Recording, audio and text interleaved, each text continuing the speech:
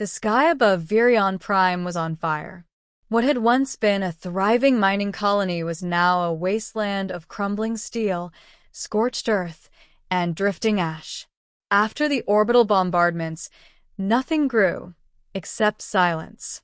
It stretched across the ravaged terrain like a mourning shroud.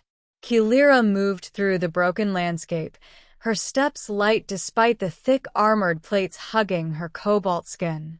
Her people, the Viraei, had always been light on their feet, born of low-gravity worlds and ancestral agility. Her dreadlocked tendrils clinked softly as she moved, scanning for signs of life or death. She shouldn't have returned. The war had ended days ago, her people victorious, but at great cost. Her kin were gone. The air still shimmered with radiation and synthetic residue, and yet something pulled her back. A breath. A thought. A dream, maybe. Then she heard it. A cough.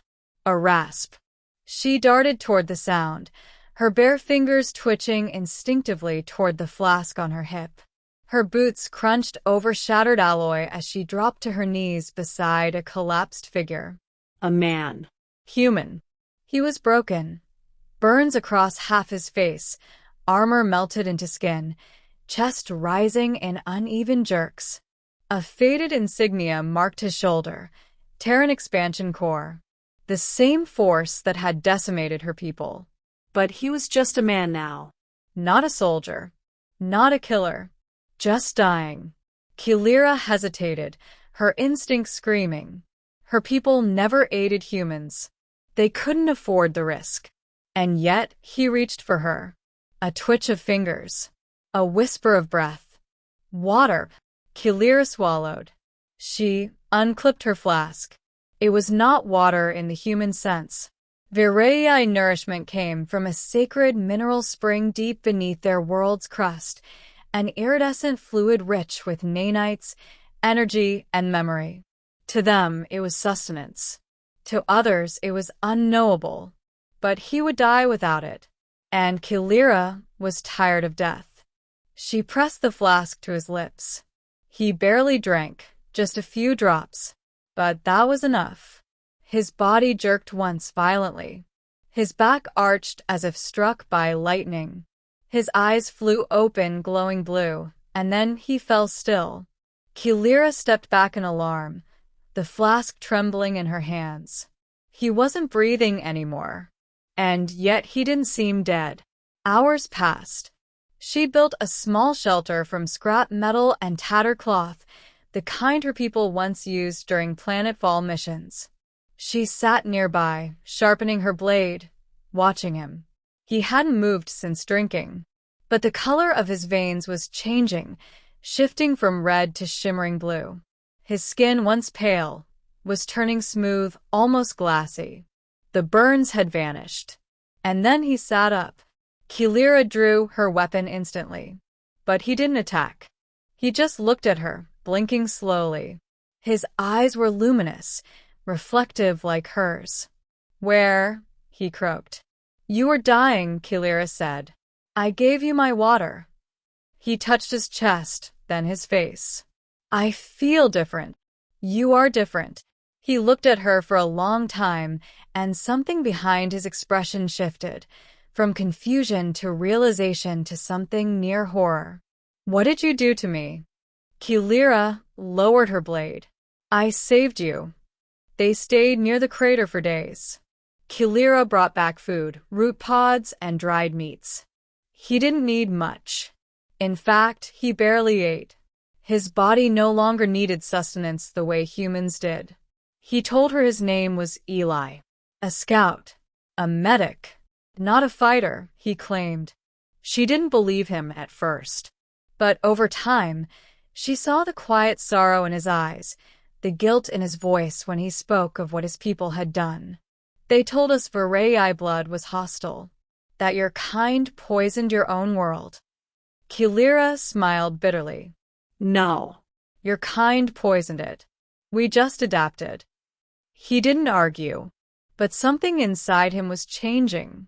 He could sense things now, feel vibrations in the soil, hear distant heartbeats, see heat trails in the night. His skin had fully changed. Now a deep, iridescent blue, like hers. And once, when she cut her hand while repairing her armor, he touched her skin, and the wound closed instantly. He stared at his hands in awe. What am I now? Kaelira said nothing, because she didn't know. One night, the stars above flickered strangely. Kaelira and Eli both rose, sensing the same thing at once. A ship was descending. Not Virei, not Terran. Unmarked. Cold. Mechanical. I know that signature, Eli said grimly. It's Central Fleet. They're looking for survivors. Kaelira turned to him. Then we leave. He didn't move. They're looking for me, he said quietly. They'll want to study what happened. Dissect it. Use it. You can't go to them. You're not human anymore. Not fully. He met her eyes. I'm not Virei either. She stepped closer. No. But you're alive. That matters. He looked torn. If they find out what's in your water, what it did to me, they'll come back. With weapons. With greed. Kaelira knew he was right. The Virei spring was sacred. But to humans it would be technology.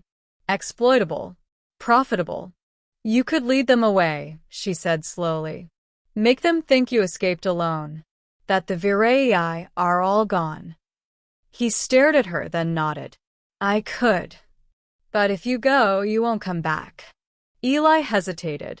He reached into his belt and pulled something out, a simple brass button from his old uniform, half melted.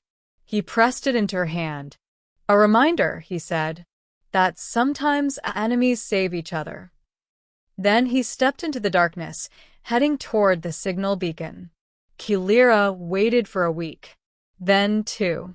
She never saw the ship leave, but she felt its exit in the bones of the planet. A tremor. A whisper. A pull of air as it broke through the clouds and vanished into the stars. She didn't know what happened to Eli. Whether he lied for her. Whether he survived at all. But she never forgot. And sometimes, when she sat by the spring beneath her ruined world, watching the liquid shimmer in the moonlight, she thought of him, the man who died human and lived as something else.